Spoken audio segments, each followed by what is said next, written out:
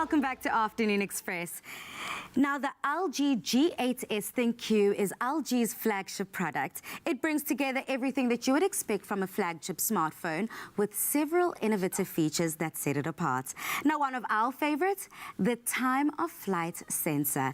LG's new time of flight sensor means that this is the most secure face lock on an Android device. The Z camera housed inside the notch can properly map out your face. With this, the LG G8 ThinQ can only accurately recognize your face, but not and basically spoof-free. It absolutely cannot be budged. So unlike other Android flagships, you can't trick LG's G8 ThinQ with a simple picture. Now, gentlemen, you two are twins, right? But I bet you this phone cannot unlock Pete's face, and Pete's face cannot unlock John's phone. And I'm going to take it a step further for you, gents. You guys have a huge picture of me, right? Yeah. I have programmed my face onto the phone. So let's try see if it's going to unlock using not a life-size, but a big enough portrait of myself. Okay, let's try it out. I want to see this. See? Not unlocked. Nothing. Now let me try it with my face. Just like that, it's unlocked. Wow, that's chic. I definitely need to get that.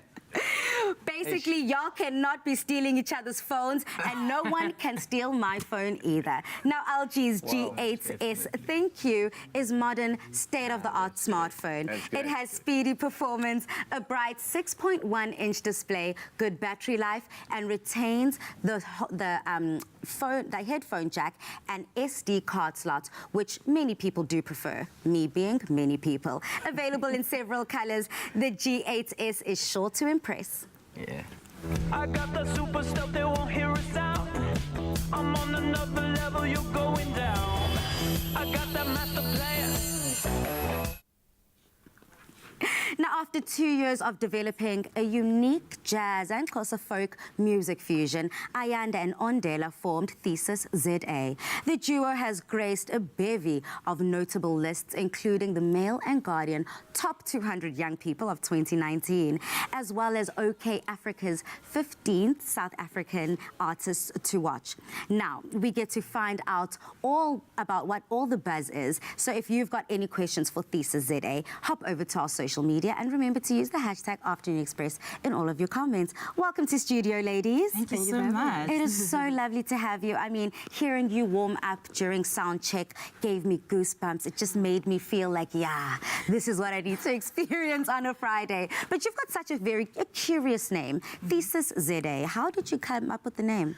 My goodness, randomly, I kind of dreamt it, and I thought it belonged to somebody else. And when I searched, I realized it didn't, and it just made so much sense when you started to think about it, what it means to, you know, what a thesis is, yes, and what a dissertation is. It comes from, you know, years of learning and thinking about something, and I think our sound is a result of that. We've taken just through the course of our lives a lot of time and effort into understanding what we like, yes, and the kind of sound that we want to produce. Well, ladies, congratulations. You have made the Mail and Guardian Top 200 Young People to look out for in 2019. That is such a huge feat, especially for ladies that are entering the industry, who are relatively still new and people that we need to learn about. So within learning about you, how did it all start?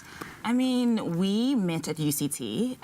We were both studying very different things. I was studying jazz at the South African Music College, and she was studying media. We lived in the same res, though, and so she desperately needed somebody to perform at one of the res events. I was culture rep at the time. Me too. I went to Rhodes, and I was entertainment and culture rep. So naturally. Naturally. Yes, so we met there. She needed someone really urgently. I helped her out one night, and then the gigs just never stopped coming. Yeah. Literally. That's I believe if something's meant to be, it will always be. You can't stop it, you can't hinder it. It might come to you in a dream or by chance. Yeah. Ladies, you write, perform your own music. How does the process look like? Is it very collaborative? Or is there like a dictator? Extremely. Extremely collaborative. I think the reason why we actually just went on to the journey of writing together was because we knew just how authentic and organic the writing experience between the two of us was. It happens very quickly sometimes, and sometimes it takes a bit of time, but I think the commonality through all of it is that, for example, let's say Ayanda thinks of lyrics. Yes. The chords come just as quickly. Yeah, and then we to kind of just know that it's okay, it's meant to be. This is what it is. And so I think it goes far beyond just the two of us. It feels like something that was just supposed to happen. Yeah. And we're lucky we found each other. And so it's very authentic, it's very organic.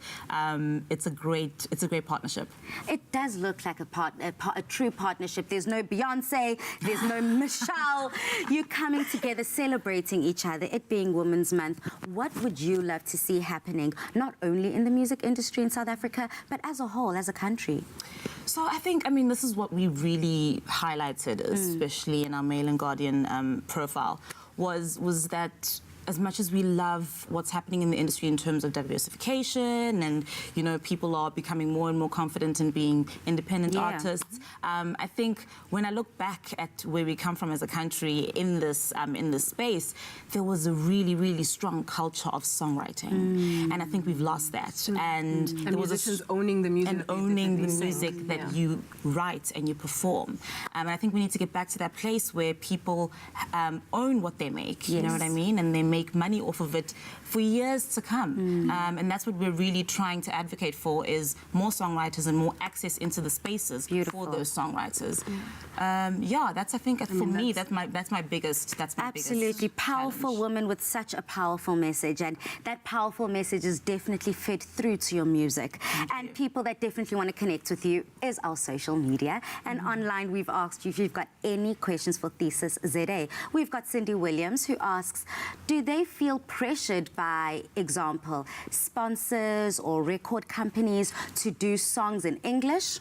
Or are they free to sing and perform their home languages in isiXhosa?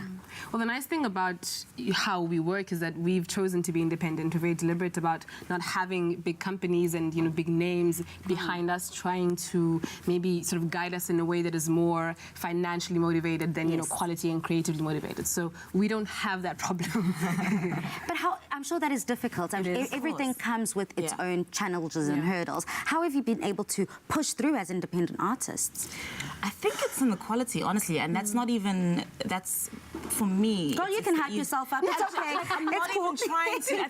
I think if something is good enough, people will sit and invest in it. And I think that's how we've gotten as far as we have so far, because I think we're very protective of what we own and what we make. And so even in potential deals that may come in the future, we're also just very deliberate about what type of deals we will be taking, because we want to own everything that we have, so that it can live far beyond us and it can be used for the right motivations. And so love that. It does take patience and hard work, though. Like that's underlying. Easy way.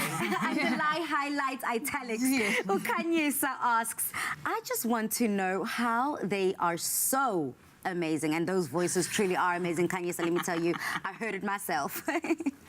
Thank you, Kayisa. I mean, what does that mean? Like, how do you answer that question? I don't know how you answer that question. Just say, Mama, I was born with it. I got it. A little bit of God. A little bit of God. Absolutely. Thank you so much. So we've got our last one here from Utando Dlamini. And Tando says, good day, ladies. There are so many Xhosa singers right now in our music industry, and they're doing so well. What makes you different, and what inspires you to sing in the genre that you do?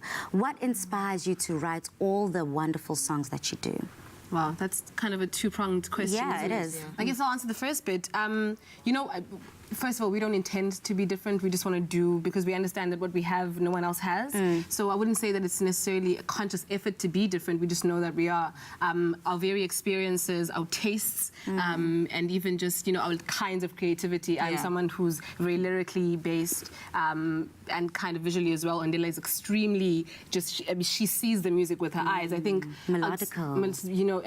And so I just think we are different. Like, we don't really have to. There's no plan to be different. I think you'll hear with the music that the same song we're going to sing later on, we're very classically influenced. Yeah. And that we find, I think we sew the Xhosa folk music and the classical elements in so well together in a way that I don't think is out there right now. Absolutely. Your gift is your uniqueness, your authenticity, and staying true, staying real, and the audience is definitely resonating with that. Now, Thesis ZA light up the studio with an energetic performance after the break. Plus, we make a delicious stuffed cheesy treats with Chef Aya. And later on, we meet the founder of Duma Collective, Usibu Mabena. See you after the break.